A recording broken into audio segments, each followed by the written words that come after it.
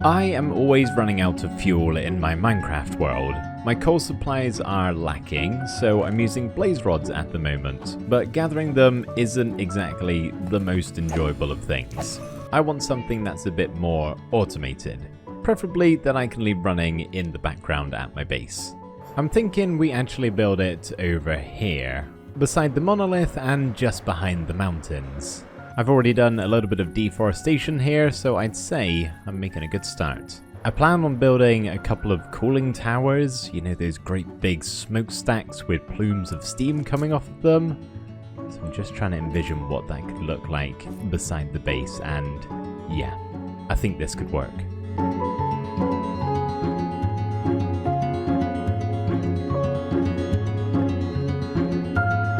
That's a bit better, some flatter ground that I can work with.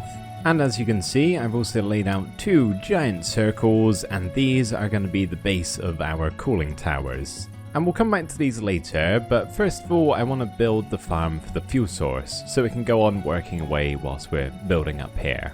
This farm is going to be pretty big, so it requires a pretty massive hole, which is actually a great thing because I have flat out run out of cobblestone and I need some for today's builds. Just gonna go out on a limb here and say that this is enough cobble. All of these chests are filled to the brim with cobblestone.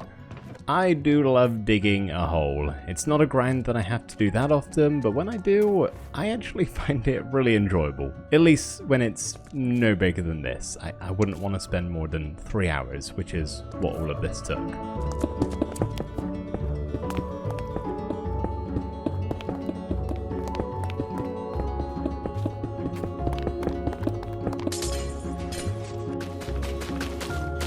So we're not exactly gonna be using nuclear power.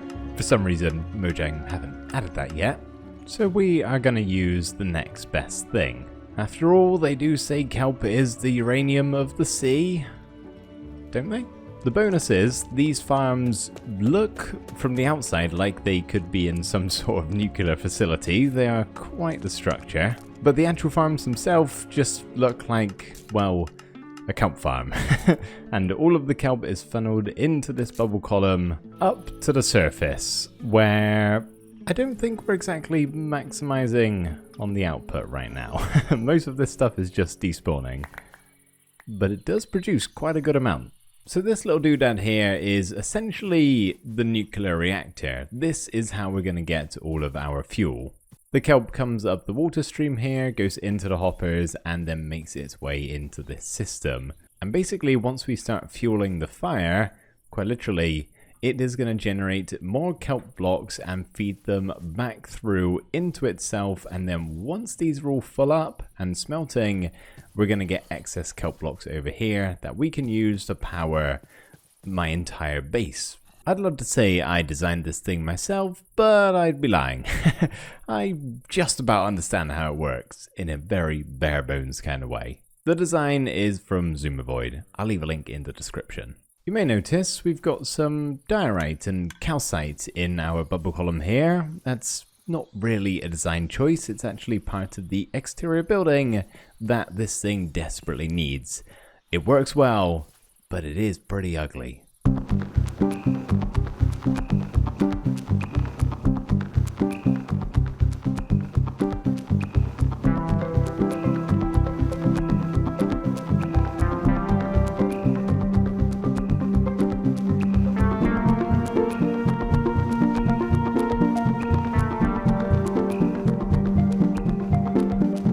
I had so much fun designing this build. It's very different to anything I would usually do in my world, and I just really enjoyed adding all of the little bits of machinery around on the walls here, and on the roof too. I didn't need to do that, there's a perfectly good staircase here. I couldn't tell you what every single detail is meant to be, but it looks as though it has an important function, which is kind of the point really. So as I mentioned, this furnace array is our nuclear reactor, which would make the entire build the containment building. And I tried to be a little bit inspired from real life containment buildings, whilst also making it look nice in Minecraft, hence why we have that big bulbous blob on top of the build. Usually a big round thing like that would be what contains the nuclear reactor, at least I think so. So I felt like it was kind of needed to get this in somewhere. And I don't actually think it looks too out of place, honestly. And the best part is, it took me so long that the farm is nearly starting to produce kelp blocks. As you can see, our furnaces are getting filled up, and eventually when it's all totally filled with fuel, the excess will start coming up these two bubble columns here, down into the hoppers and into this central chest. I know you want to know what this button does. Unfortunately, it's a bit boring. It's just a door to go behind to all of the redstone. So, yeah. Sorry. Nothing that cool, really. One thing we are desperately missing from this build, however, is a cat. Why, you may ask? Well, whilst I was gathering all of the resources for today's build and using the soup smelter, I had a visitor who was green and liked to blow things up. It was catastrophic, and I don't want that happening again, so I'm going to start putting little helpers in builds where I just have an open door. I used to occasionally get the odd cat spawn here at the bridge village, but I don't know if we've still got any around. It is an actual village, hence the iron golems. I didn't spawn these here, so in theory, cats should spawn too. Okay, doesn't look like we're getting any luck.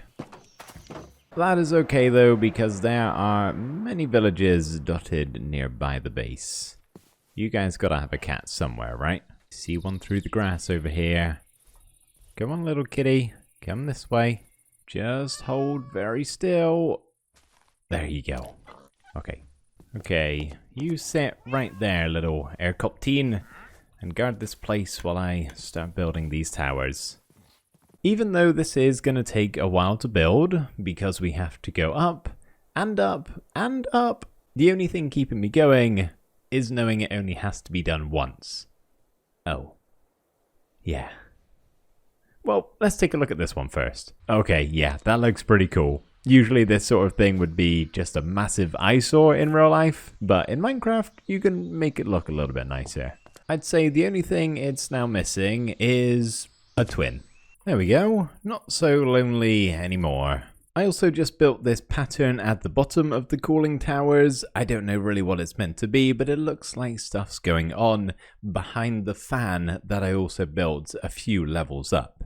And this is what's going to be blowing the steam up into the air, which we'll get to in a second. First of all though, a rescue mission is in order. We have a poor cow trapped, here he is, inside of the cooling tower. My friend, you don't want to stay in here, trust me. It's gonna get steamy. Oh my goodness. I thought he was about to exit out himself. No. There you go. You're not that smart, but you can have a little Really? Come on, I'm trying to help you. Just leave. Come on, there you go. Be free. You're welcome. So the main thing we're missing from our cooling towers is that steam, and the best way to do that is to use glass. A little bit like what we did here for our steam train, except just way, way more.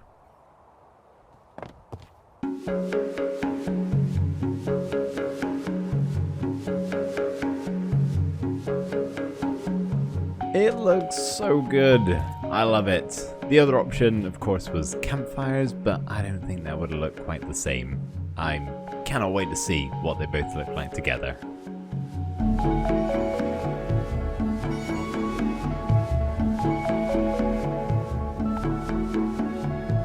I love glass. That's such a cool effect, isn't it?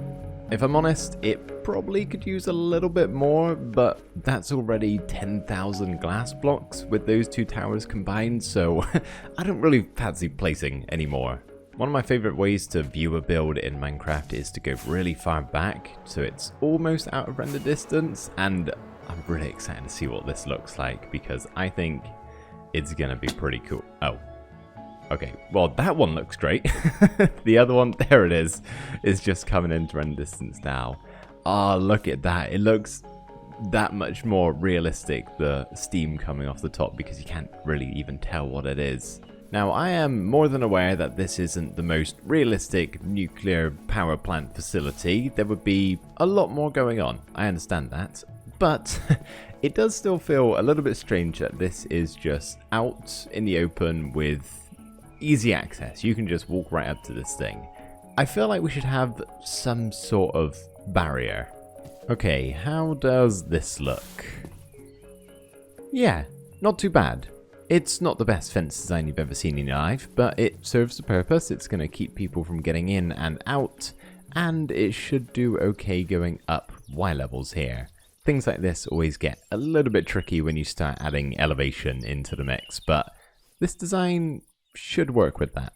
Not sure how we're going to handle this big hill over here, nor the ravine just to the side of it, but let's see what we can do. That's looking a little bit more secure. Other than the ravine over here, I haven't done any fence because, I mean, as you can see, impenetrable. You can't even get through the front door unless you're already on the inside. You gotta be buzzed in.